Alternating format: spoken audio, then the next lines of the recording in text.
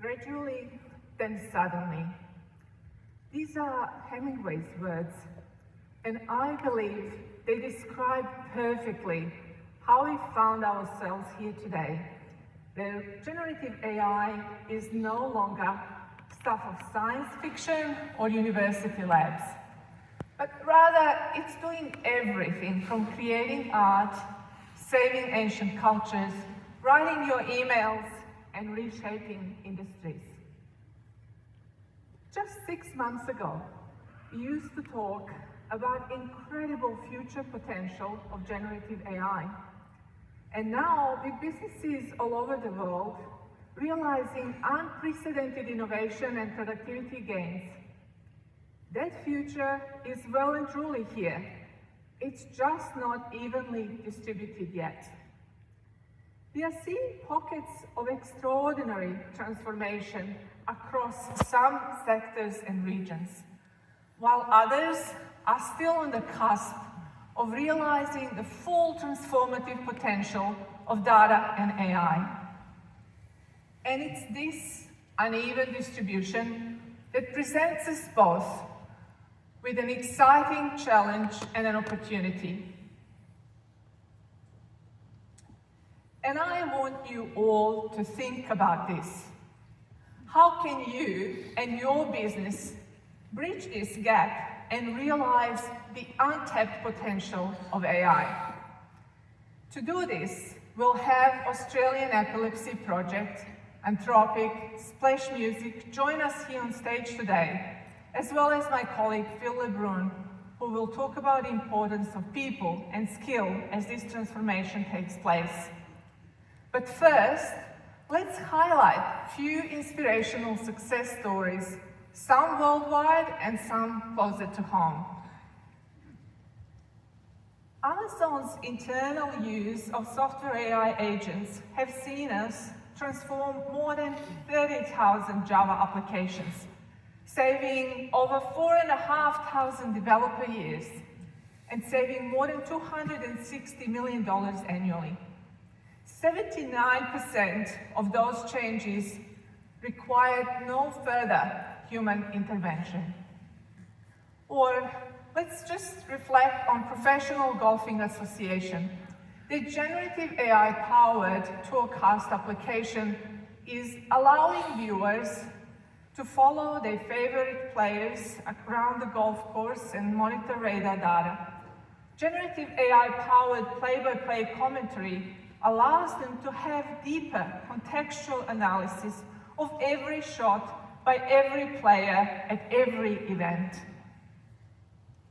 And now, let's have a look closer to home. Swimming Australia. Well, many of you have seen how Formula One has truly revolutionized fans and racing teams' experience through innovative use of data and generative AI.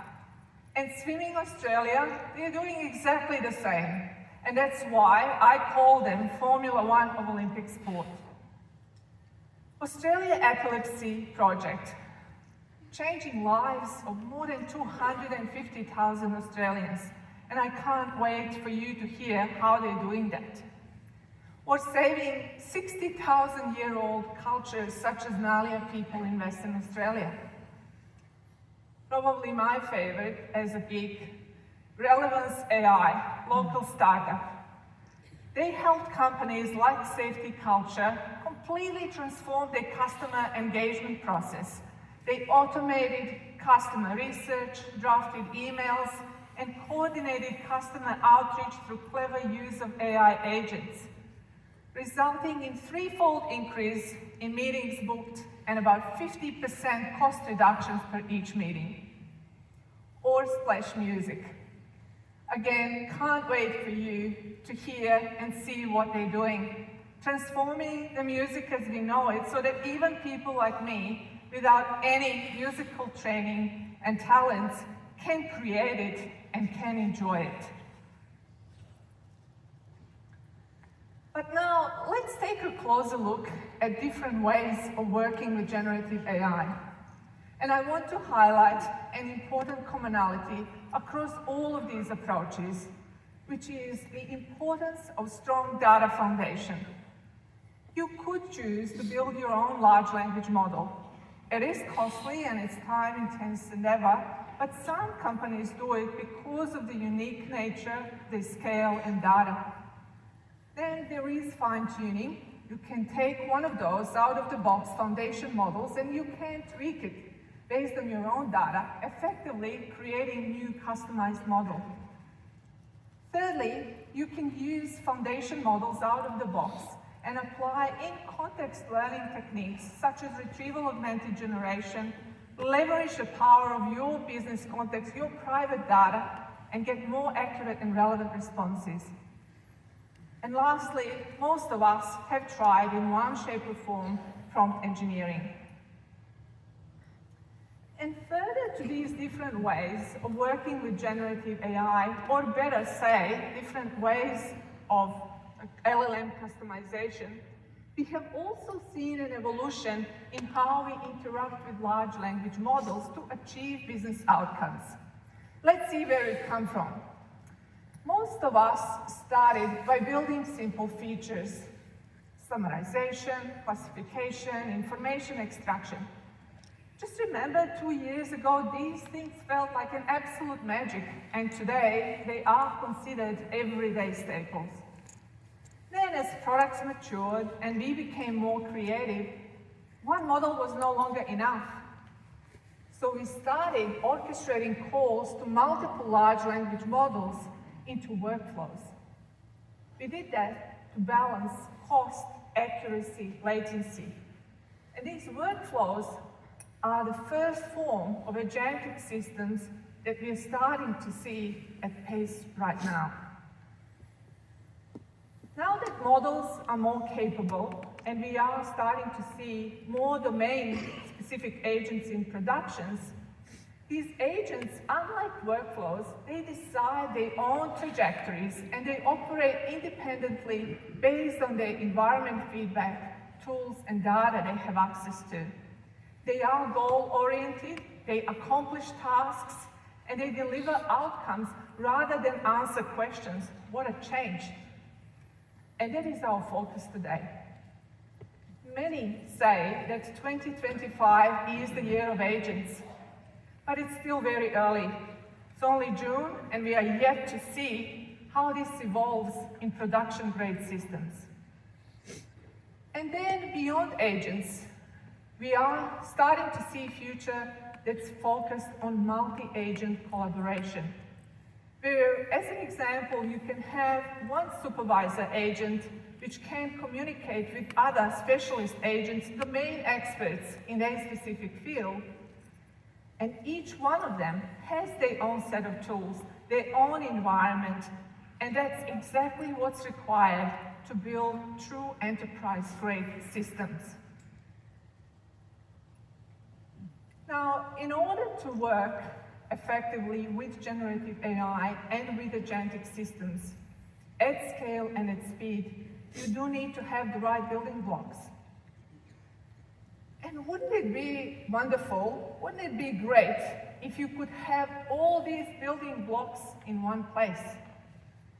What if you could choose the best large language model to work with without having to worry about any underlying infrastructure? And what if you could start solving your problem by using complex, sophisticated large language model and then distill it down to something more cost-effective and better performing, and balance between cost, accuracy, and latency? What if you could customize predefined models with your own data and create your own custom version of models all in that same place, or implement responsible AI policies and effectively work with agents and multi-agent systems, all in one place? Amazon Bedrock provides you with all these capabilities.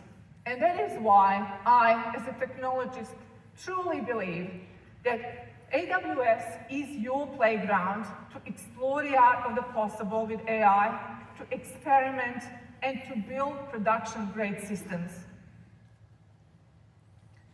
Now, let's reflect on some patterns and blueprints which have achieved great outcomes, great productivity gains, customer and employee satisfaction as proven by businesses around the world.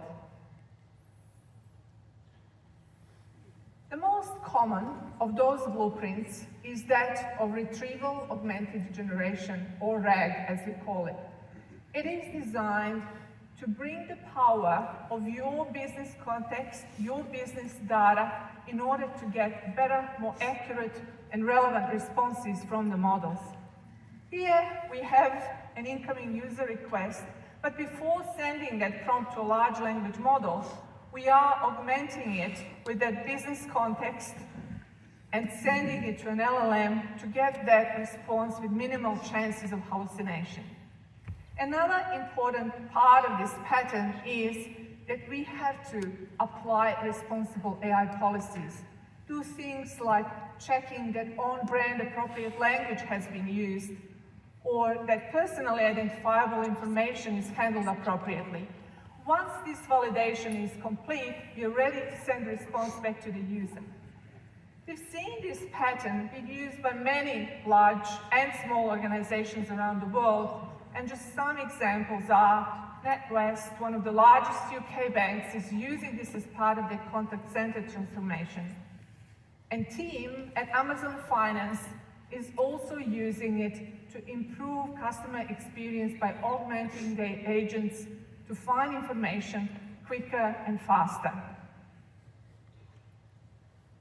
Another very practical example, especially across finance and insurance companies, is that of intelligent document processing. Just imagine hundreds of pages of policies, documents, reports be summarized in a matter of seconds and all done with traceability to ensure accuracy. What an incredible potential for productivity gains and greater employee satisfaction, freeing up their time to do more creative tasks. So these are proven successes, but where are we going next? What are we building next? With AWS, building with agents is incredibly easy. You begin by choosing your own model, providing your agent with some basic instructions around what you would like it to be doing. I like to say you describe its personality. And to help that agent accomplish the goal, we also specify which sources of data, which APIs, which API schema it can use, and which actions it can take. Agents are truly goal-oriented. They take very complex tasks, they decompose them into smaller tasks and orchestrate the execution of these small tasks until they achieve an outcome. But most importantly, they provide you with an insight or chain of thought of how they arrived to that outcome. Responsible AI always front and center. I wanted to share an exciting example of AI agents in action. Team at Relevance AI have built this powerful platform which leverages Bedrock and its foundation models and allows their domain experts, and not just engineers, to define agents and deploy them so that they can autonomously execute tasks that are non-deterministic in nature. What you can see on the screen behind me is agents that are experts in various domains. You have a calendar negotiation expert, a Salesforce expert, customer messaging outreach expert, and so on. And what's also fascinating is how these agents can be reused across multiple scenarios, and they can help cross-check each other's work. All of this helping companies like Safety Culture transform their customer engagement. These days, when it comes to building with AI and building with agents, innovation is exponential. In order for agents to really scale and to help us innovate at scale and at speed and deliver these complex outcomes, we need to optimize how they interact with different data sources and tools. And that is where innovations such as Model Context Protocol, or MCP, come in. MCP is an open standards protocol, and I like to describe it as a USB-C port for AI applications. Just like USB-C port allows you to connect your devices to peripherals and accessories, that is how MCP allows agents to provide relevant context to LLMs, and it standardizes how we access different data sources and tools. Anthropic announced MCP only in November last year, and there are already more than 1,000 MCP servers out there and more than 31,000 GitHub stars. Incredible exponential rise. Now, I'd really love to show you the power of AI agents in action. So to do this, I'd like to introduce my colleague, Anthony Kawamoto, to share a demo that we built in the days leading up to Summit. And we will show you what the future of travel planning might look like. Please join me in welcoming Anthony to the stage.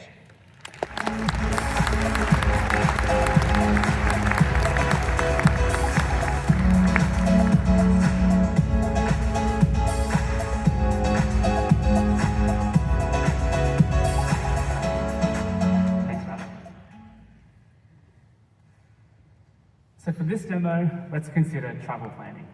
Now, we've all experienced that chaos of having a web browser with multiple tabs open. You have hotels on one, you're searching for flights on another, and you're also going to be researching various holiday destinations. All the while, you're juggling budgets, dates, and preferences in what ends up being an endless cycle of searching, filtering, and comparing. And all of that burden falling on us as users. And from a development perspective, building a travel app means that you're going to be programming complex business logic. You're connecting multiple APIs, and you're handling countless edge cases that the users can potentially throw at you. So what seems like a trivial feature for the user can amount to months of development work and complexity. And this is where agents can transform that paradigm. With agents, we don't tell the system what to do. We tell it what we want to achieve, and we let it figure out the rest for us. So we've built a travel planner prototype on Amazon Bedrock to demonstrate this transformation. So take our hotel agent, for example. It's not just going to be calling APIs on our behalf. It's going to be calling the right one at the right time and for the right reasons.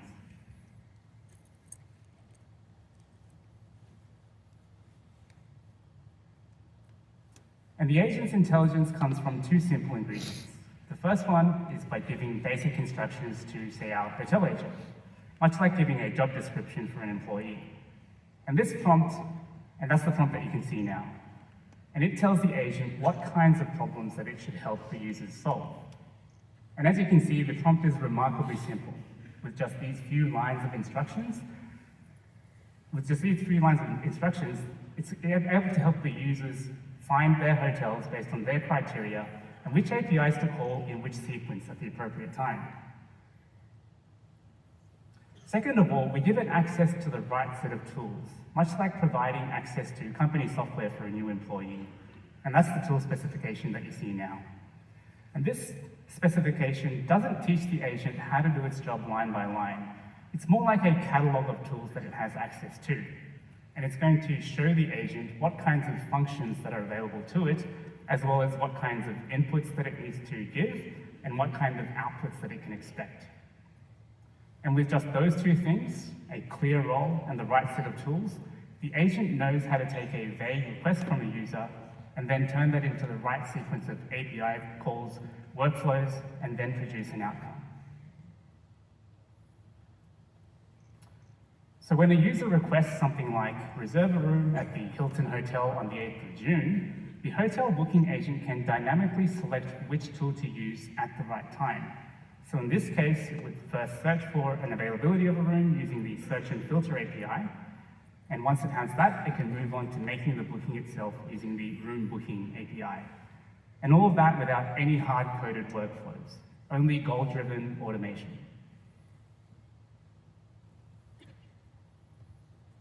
Now let's scale this up. So when a user requests something like plan a 3-day all-inclusive trip to Madrid, our planner agent coordinates with other specialized agents across the domains like hotels, flights, activities, and destinations. And these agents are able to adapt and negotiate with each other. For example, if a flight was available on any given date but the corresponding hotels weren't, then the planner agent can go back, it can readjust its parameters, and renegotiate with the hotels and the flight agents until it finds a viable outcome. So now that we've seen how these agents are structured, let's see what they can do when we give it a real goal and see if it can handle it much like a human assistant would. And to do that, I'm going to hand over to you, Radha. Can you give me an idea for a holiday getaway? I love this. I just walk in and I get to just find a holiday in front of all of you. So how about a short getaway to Bali, Indonesia? Let's say 3 nights, 4 people, end of June, 24th to 27th would be ideal, but the most important part, under $3,000, please. Okay, great example. So let's enter that into our system and see what happens.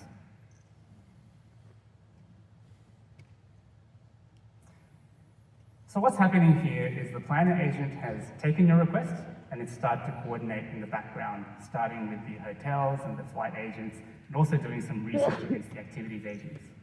And these agents are calling real APIs. They're searching for flight availability, they're searching for hotels and rooms, and they're balancing all of that against the budget that you've defined.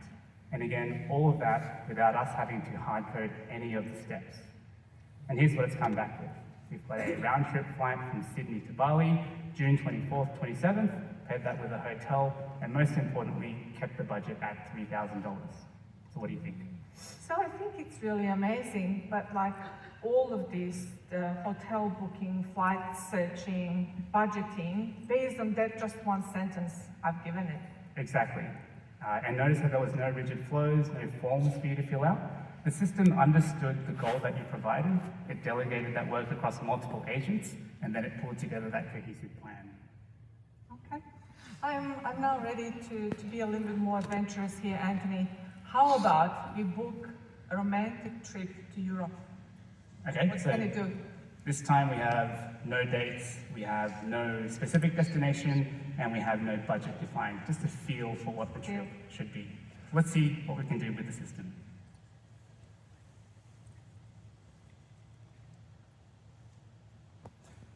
So what's happening here behind the scenes is the planner agent is interpreting romantic not just as a word, but as a signal of your intent.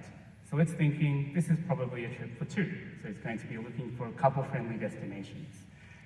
Then it's going to be looking for the right time of the year, so perhaps autumn when the weather and that atmosphere matches that romantic mood.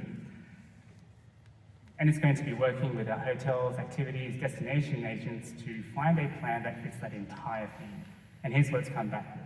We've got a 5-day getaway to Paris, the city of love, of course, in late September, so autumn. You've got a boutique accommodation, you've got a river cruise, and you've got a curated tour of the Eiffel Tower. All chosen to match that tone of your request. And notice that there were no forms, no filters, only your intent, and then the outcome that you see. Well, I didn't say anything about Paris nor September, and I also didn't mention how many people. I didn't say 2 people, so it managed to conclude all of that on its own. Exactly. And that's because agents have the ability to reason with the input that you give it, not just react directly to it, which means that it's able to infer goals. It's able to make decisions autonomously based on that limited input. And it's also able to generate these plans that almost feel intentional, even with that vague request.